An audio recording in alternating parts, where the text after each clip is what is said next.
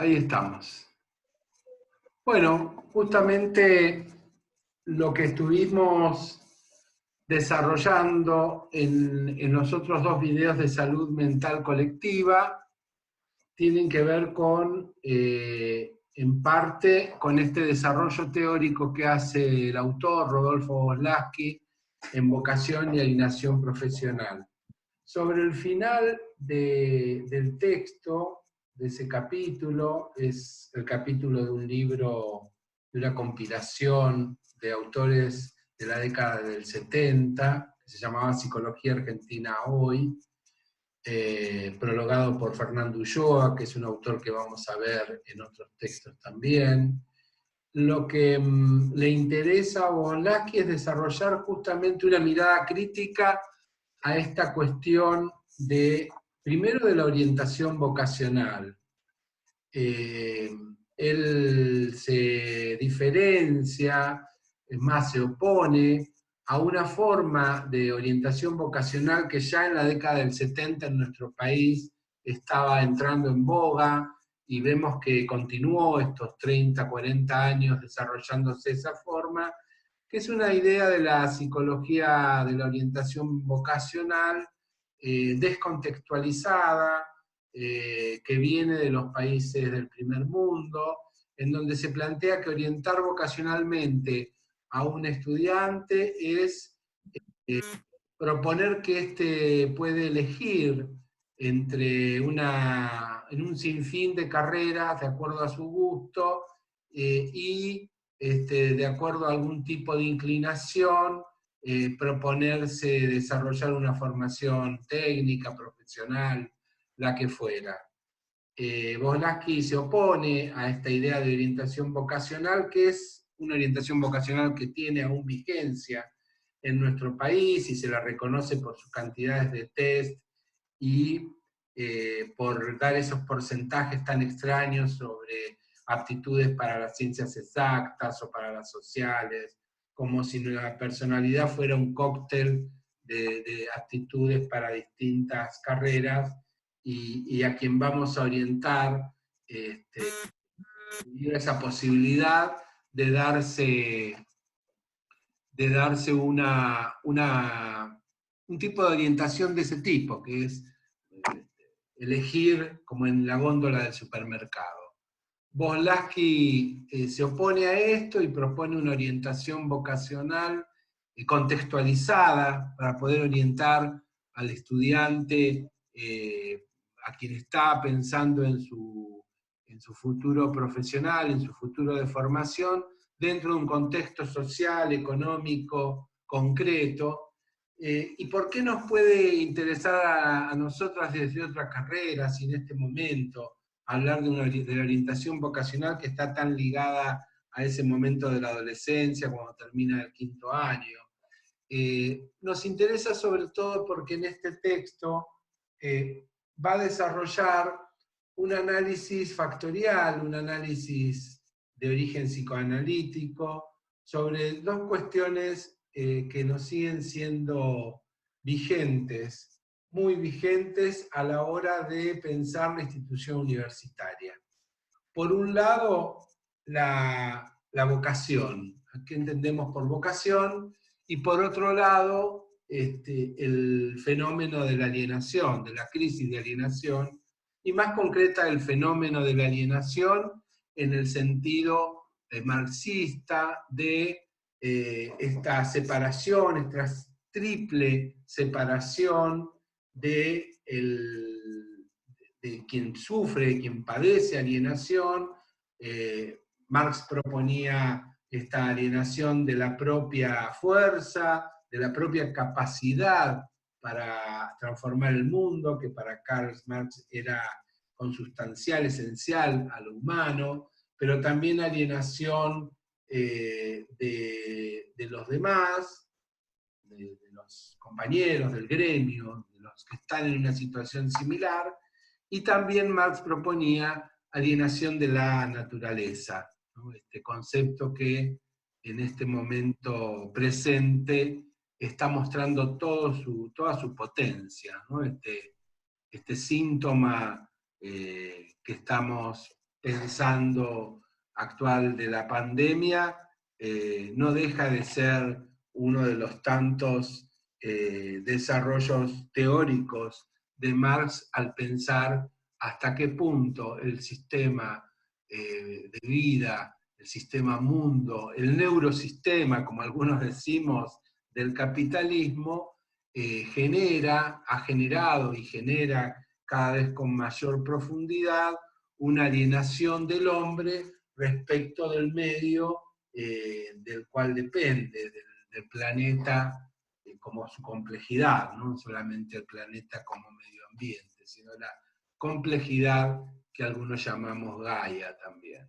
Entonces, nos interesa doblemente Volodsky en este texto, por un lado analizando la vocación y por otro lado analizando la crisis de alienación. La vocación, lo que diremos, más allá de lo que el autor desarrolla bastante extensamente en este texto, es que podemos entender como esa dotación de sentido respecto del mundo del trabajo, de la profesión, del quehacer. Dotación de sentido en la medida que el ser humano, al ser un animal que requiere de la institución, la animalidad se humaniza en nuestra subjetividad a partir de las instituciones. Es imposible pensar lo humano sin las instituciones. Y también nos es imposible pensar las instituciones sin una dotación de sentido, una orientación hacia unos valores, unas propuestas, algo que no está en las prácticas. Cornelius Castoriadis lo dice claramente, las instituciones pueden hacer de los humanos cosas muy diversas, puede ser un musulmán, puede ser un arapesh, puede ser un católico, puede ser distintas socializaciones. Lo que no puede dejar de hacer la institución, el concepto de institución profundizaremos en breve, lo que no puede dejar de hacer la institución es dotar de sentido, de un ir hacia, de un futurar la práctica, la acción humana. No futurar en el sentido solamente del anhelo, sino ante la pregunta del por qué, la importancia en la acción y en el hacer y en el devenir humano del para qué. No un para qué utilitario solamente, sino un para qué en el sentido justamente de sentido. Bueno, la vocación entendida actualmente tiene que ver con eso. Es una palabra difícil porque viene del ámbito religioso. Las vocaciones históricamente estaban enlazadas al llamado, justamente por eso es evocante. La vocación es llamado, y era el llamado de Dios, era el llamado a la práctica religiosa, era el llamado a investirse no solamente del hábito, sino de todas las prácticas, las creencias y los valores de las religiones. En particular en Occidente, la vocación surge en la idea de la formación monástica. Luego aparece alguna vocación terrena con importancia, como es el caso de la vocación por curar, asistir al doliente, al padeciente, y ahí aparecen las vocaciones terrenas en el sentido del arte de curar. Pero si salimos de esa etimología histórica, vocación es esa dotación no solamente de sentido, sino esa dotación para quienes buscan. La vocación está muy asociada a las búsquedas. Esa vocación está, podríamos decir, claramente expresada en el origen de la criatura. Podemos suponer, valga como metáfora, que quienes buscamos nuestra formación, nuestro trabajo, algún sentido, es porque tempranamente hemos sido dotados, hemos sido recibidos al mundo en un ámbito de ternura, en un ámbito más concreto de amor que creía ver en nosotras cuando éramos criaturas, alguien que iba a desarrollar en el mundo la potencia propia, inclusive una potencia mayor a la de nuestros padres. Soy concreto en esta especie de... Los psicoanalistas hay veces nos gustan esas especies de cuentos que no tienen una moraleja, pero que sí desarrollan algún tipo de escenario.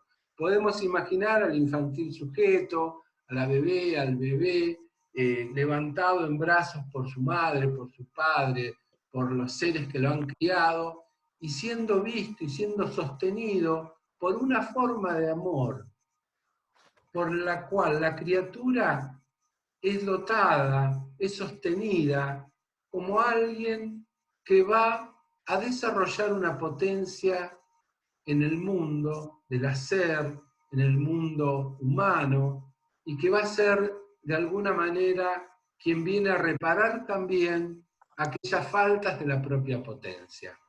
Volodsky no, pero otro autor que viene de la literatura, que es Alessandro Barico, justamente propone eso. En algún momento de nuestra infancia fuimos mirados por un padre, por la madre, por ambos, por la abuela, por quien sea, y mientras sostenían amorosamente nuestro pequeño cuerpo, nos miraban con esa forma del amor, con esa forma de la ternura, que nos legaba un futuro de desarrollar potencia.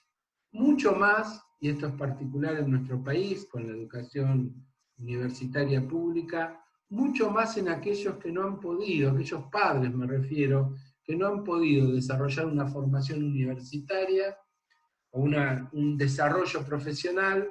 Es muy posible que hayan anhelado en esa mirada, en ese abrazo, en ese sostén del hijo, de la hija, una potencia por desplegar en el mundo. Y eso es interesante pensarlo como identidad vocacional. Quiere decir que dentro del sentido el que estamos inmersos en nuestra humanización, hay una forma de amor hacia nosotros mismas que tiene que ver con el desarrollo de nuestras potencias en el mundo humano. Cuando me refiero al mundo humano, me refiero a todos los haceres y profesiones, no solamente a trabajar con otros seres humanos, sino el mundo como el gesto, la palabra, el reconocimiento frente a lo que se hace por parte de los demás.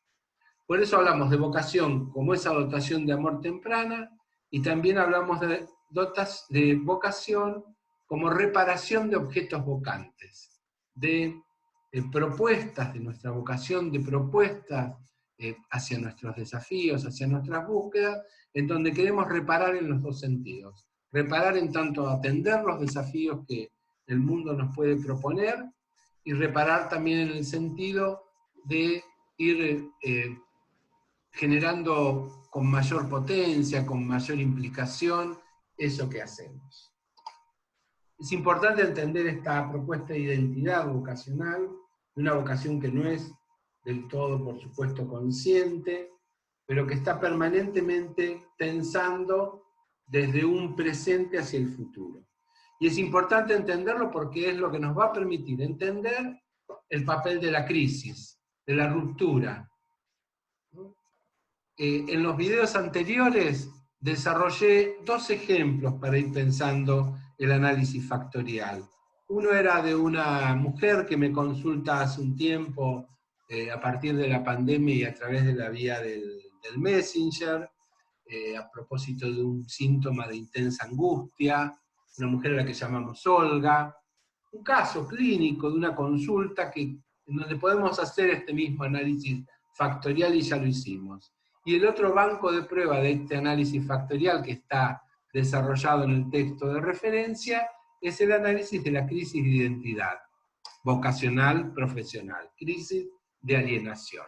Y habíamos llegado hasta ese punto, habíamos llegado a cuál era el efecto de esta crisis. ¿Cómo se ve esta crisis, además de esa urgente pregunta que emerge en la conciencia que dijimos, ¿qué carajo hago acá? Cuando se pierde sentido, Volodsky lo que nos aclara es lo que se pierde en el estudiante, en la estudiante recién recibida o en los últimos años de la facultad, cuando pierde sentido, lo que se pierde es la pseudo-identidad. O sea, es una identidad vocacional la provista por la universidad, por los institutos educativos de nuestro país desde el sistema mundo capitalista, es una identidad falsa. ¿Por qué es una identidad falsa? Desarrolla distintos factores, Volaski, pero hay uno que me interesa volver a subrayar, que es por la desarticulación que hay entre el sistema de la formación educativa y el sistema del trabajo. Al estar desarticulado el mundo del trabajo y el mundo de la formación educativa, esa desarticulación redunda en uno de los obstáculos más importantes para construir una identidad vocacional profesional. En el mundo del trabajo, quien se recibe, quien comienza un trabajo para el que se ha formado, y esto es importante porque no es lo mismo que encontrar o hallarse en un trabajo en la deriva de la búsqueda del trabajo. Cuando nos hemos formado para un trabajo, existe una dotación más fuerte de esto que llamamos lo vocacional, que está alimentada en los años de la formación.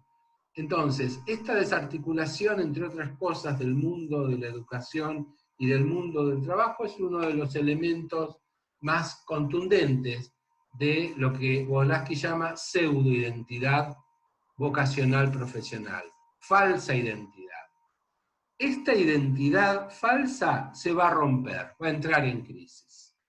Lo mismo podríamos decir respecto a muchos de los síntomas en el abordaje de las neurosis.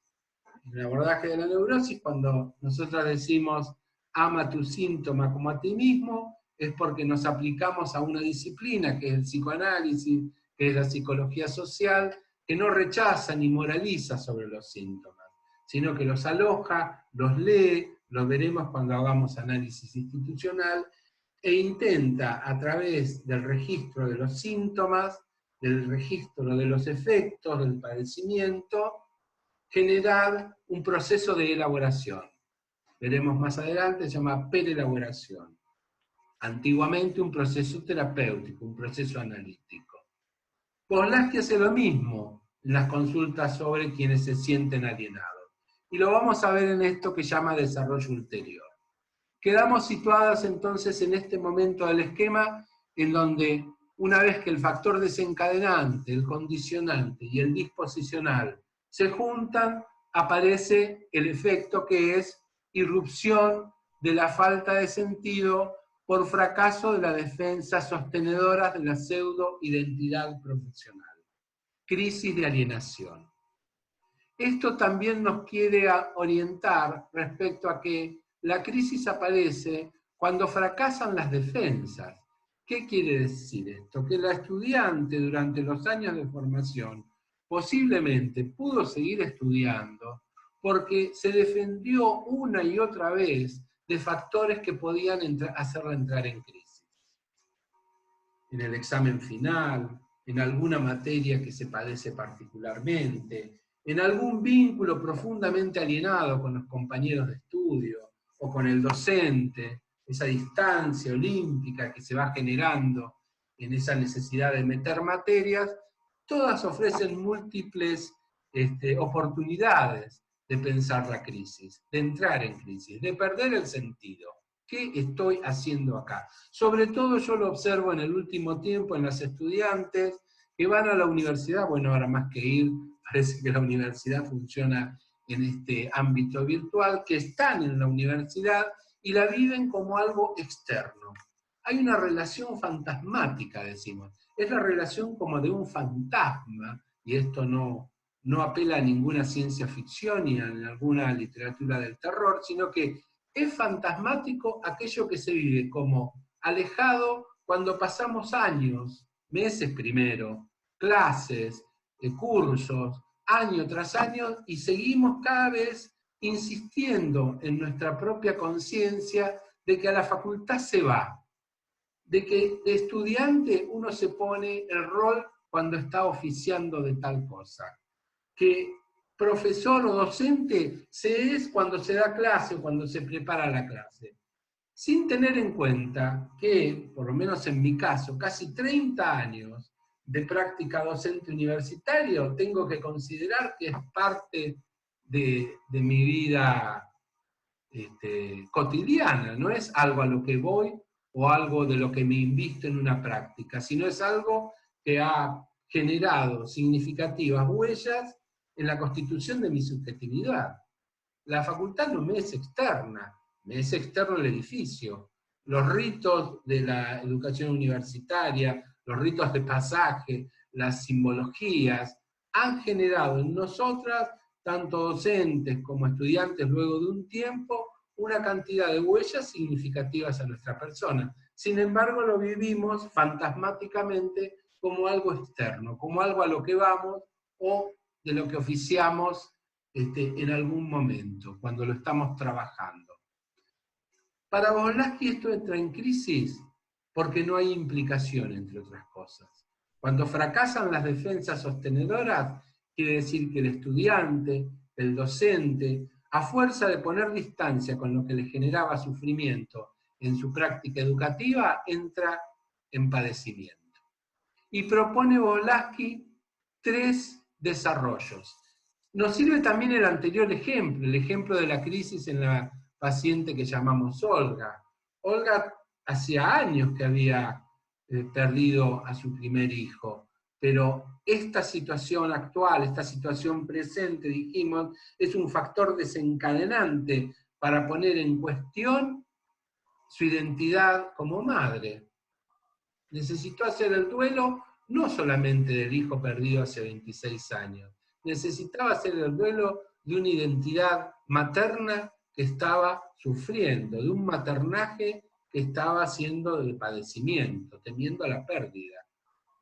Olga perdió hace 26 años un hijo, podríamos decir, pero lo que estaba perdiendo ahora era una identidad en relación a ser madre que le estaba agobiando, que no le permitía despegarse, desarrollarse en una idea de madre que no implicara el cuidado total de la vida de sus hijos y por supuesto el consecuente temor angustioso, sintomático a perderlos.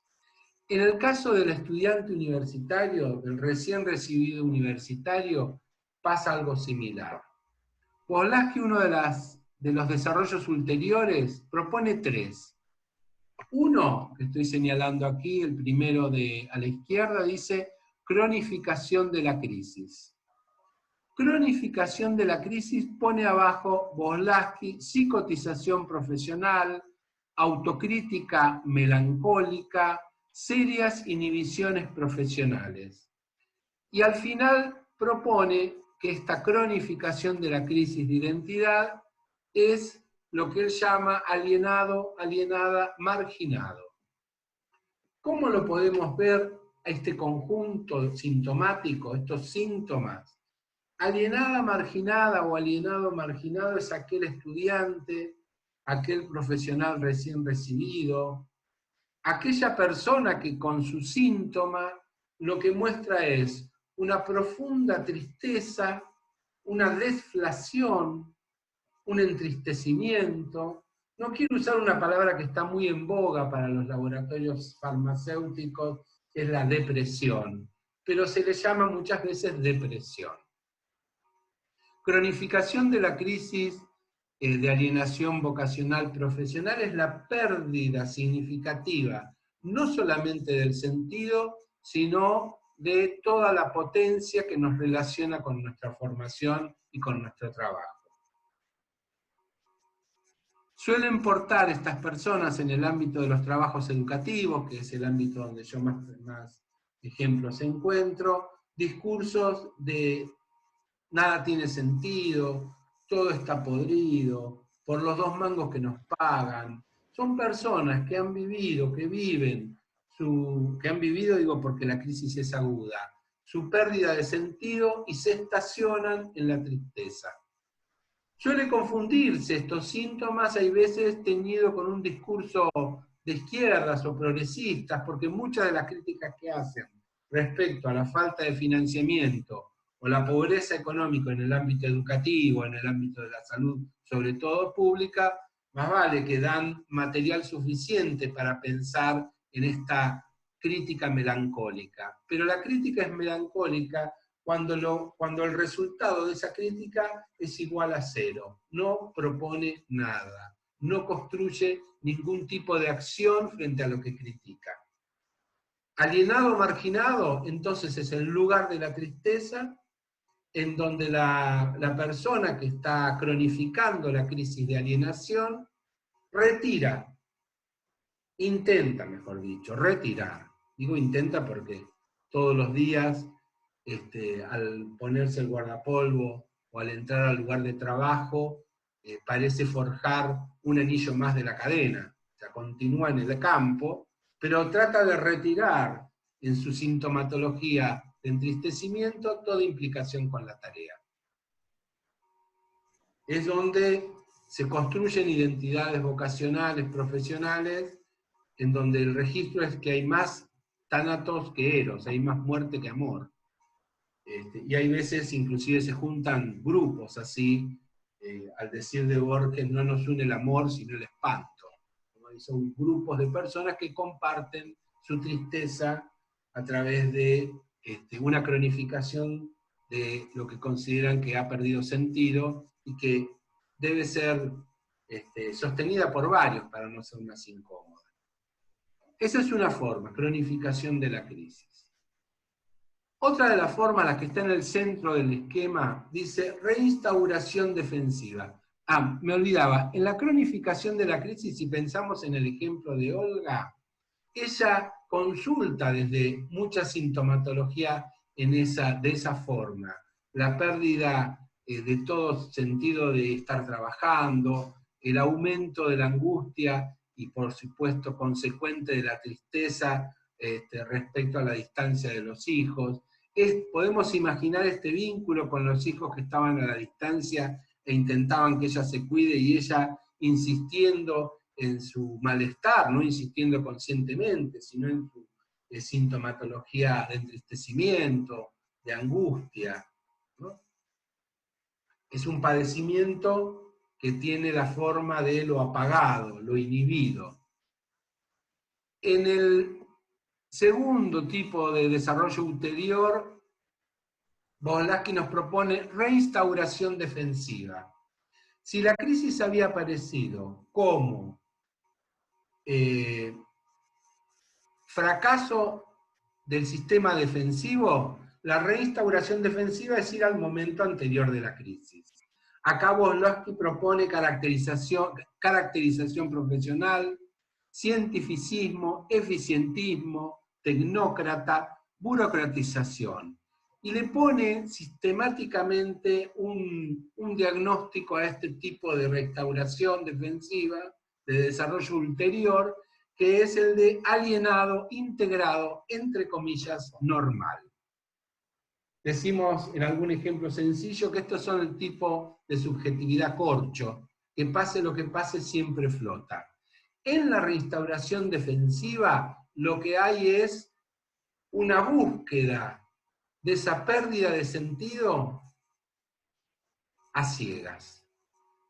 Lo podemos ver en los estudiantes que se vuelven crónicos estudiantes y si terminan una carrera luego buscan otra y otra, o un curso de posgrado y luego otro, y están siempre estudiando porque en esa búsqueda no es tanto de una formación que le puede dar el estudio, sino intentar reparar esa herida de la pérdida de sentido, postergando la crisis a un momento distinto.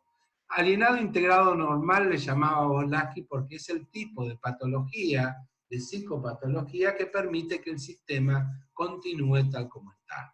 En el ámbito educativo es muy conocido el alienado integrado, la alienada integrada normal, porque son los que a poco de salir del instituto, de formación docente, buscan una formación y otra para alejarse cuanto antes del aula y ocupar algún cargo directivo que les permita ejercer algún poder sobre los demás colegas, pero alejarse de la situación conflictiva del aula en la medida que ha perdido el sentido todo desarrollo pedagógico en el campo en que se han preparado.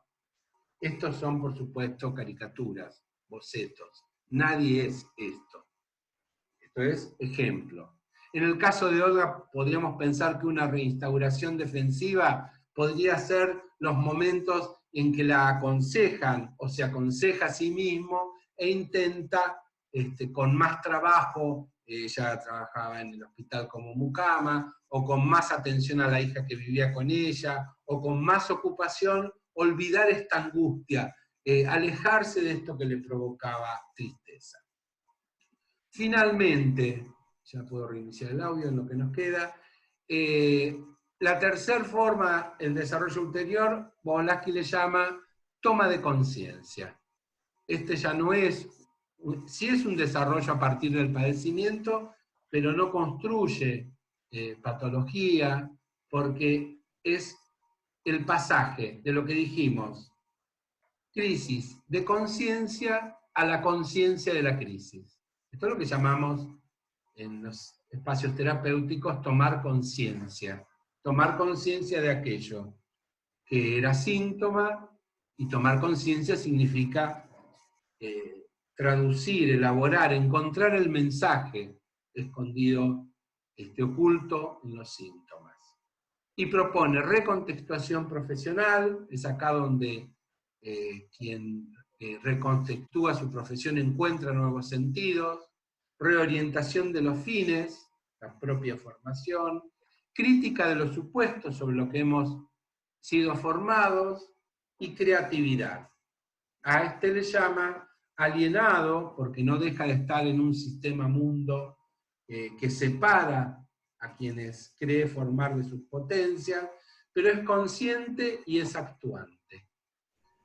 En el caso de Olga, ya que hemos usado también el ejemplo de la consulta de un padecimiento sintomático, podemos ver que luego de empezar con alguna de las tareas que le habíamos propuesto, de escribir esta despedida, de iniciar este duelo, Olga tomó conciencia del peso que tenía para su vida actual este duelo que no había concluido. Eso modificó su vínculo con sus hijos en la actualidad, con los que están a distancia, y también modificó en el sentido de amplió las capacidades creativas respecto a los hijos que estaban vivos a distancia y la hija con la que convivía. O sea, esa energía psíquica inhibida en el síntoma se vuelca hacia los vínculos vigentes. A esto le llamaba entonces Bolaski, en el ámbito de la crisis de alienación, alienado consciente actuante. Alienado consciente actuante, para decirlo en pocas palabras, es aquella que luego de pasar por la crisis de identidad vocacional profesional, redescubre sus lugares de interés, redescubre, recuerdan que hablamos alguna vez de la crisis adolescente, redescubre sus pulsiones más potentes respecto al saber, respecto a la curiosidad, y los vuelca en un campo de interés determinado dentro de la formación y dentro de la práctica en la que puede tener posibilidad de actuar. Bueno, este es en síntesis este esquema y esta propuesta. Sé que fue un montón de información. ¿Algún comentario, Aileen? ¿Una pregunta? No, de hecho es algo que venía viendo hace 1 o 2 años con compañeros y amistades que se venían recibiendo. Venía viendo cómo había una crisis que se generaba en ese momento, y yo sentía, o por lo menos pensaba en ese momento, que la crisis se generaba porque vos estás cambiando de identidad, vos sos un estudiante y ya muchos años en el que estás siendo con unas lógicas determinadas, con un calendario determinado, para pasar a ser otra cosa. Y más allá que vos estás pasando a hacer otra cosa, en el medio estás siendo algo que estás siendo estudiante. Y como que todo eso se va terminando, y por eso había esas crisis. Yo venía viendo hace años con compañeros y lo venía pensando en que justamente era eso, pero este texto como que me hace ponerle más teoría o más palabras a lo que estaba pensando, lo que veía en esas amistades que que estaban llegando a esos momentos de la crisis. De hecho, era como un chiste también entre compañeros, como diciendo, bueno, ya está cerca de la crisis, ¿cuántos finales te quedan? Ya estás mal, porque es como un chiste recurrente, porque es algo que sucede evidentemente. Así que está bueno. De ustedes, en la experiencia esta que estás mencionando con mucha precisión, Aileen, inclusive los chistes que vos decís los he escuchado y se reiteran y se multiplican, sobre todo a partir de la tesis de finalización de la carrera, ¿no? Esas largas tesis que nunca se terminan, esa inhibición para poder desarrollar los pasos finales, esa recurrente inhibición para terminar la carrera, ¿no? ¿Cuántas estudiantes y estudiantes quedan en la última materia? Estos síntomas, a esto le llamamos síntomas, síntoma es porque es el efecto de algo. Este efecto nos permite volver a plantear este desarrollo teórico y práctico de Rodolfo Bolaski a casi 40 años de su primer trabajo. La universidad sigue teniendo este efecto en la formación de los estudiantes, y es que se percibe, así como bien lo está diciendo, se percibe entre los estudiantes, se percibe el padecimiento, se percibe que es conocido, pero de esto no se habla. O sea, se habla entre ustedes, se habla entre las compañeras, se habla en el chiste, pero no encontramos abordajes desde la organización institucional que quieran investigar y profundizar sobre las herramientas para hacer que este padecimiento deje de ser privado. Porque es lo curioso de lo que usted está trayendo. Lo curioso es que es un padecimiento conocido, es un padecimiento notorio, es un padecimiento público porque se da en tantos estudiantes, y sin embargo de ello se habla en el ámbito de la amistad, en el pasillo. Es considerado como un duelo de identidad, porque vos todo lo que estabas acostumbrado a hacer durante tantos años ya no es más. Es como un duelo de identidad.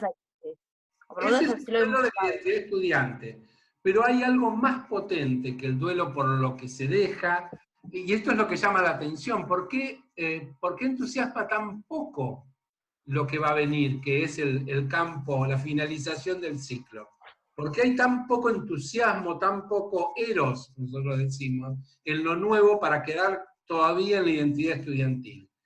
Y, entre otras cosas, era lo que proponíamos como ese obstáculo de la desarticulación entre el mundo de la formación y el mundo del trabajo claro, en este caso, pero también es, vuelvo a decir, en esto se parece mucho al otro extremo de nuestro análisis institucional de la universidad, que es el fracaso estudiantil.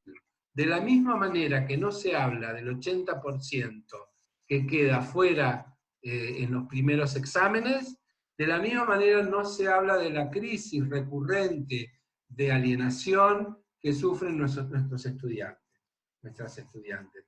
Y son crisis que no solamente lo viven los estudiantes, quienes estamos en contacto con esa crisis también tenemos efecto. Hablar, escribir, hacer teoría de esto, y sobre todo nuestra propuesta de escritos breves, que es poner palabra escrita a estas experiencias, es un intento de esto, del registro de lo que en la medida que queda oculto se vuelve mucho más potente, mucho más insidioso. Bueno. Hay como, si puedo... Ahí está, Marcelo, no te veía, pero sí, que estás, te escucho. He estado todo el tiempo, pero no sé qué problema tiene ya de la reunión pasada, que no se ve mi imagen. Ajá, bueno. Tengo que ver cómo lo soluciono. Pero hay como una disociación entre los dos momentos, entre el momento en el cual uno es estudiante y el momento de comenzar con las prácticas de recibirse y empezar a trabajar de tal cosa.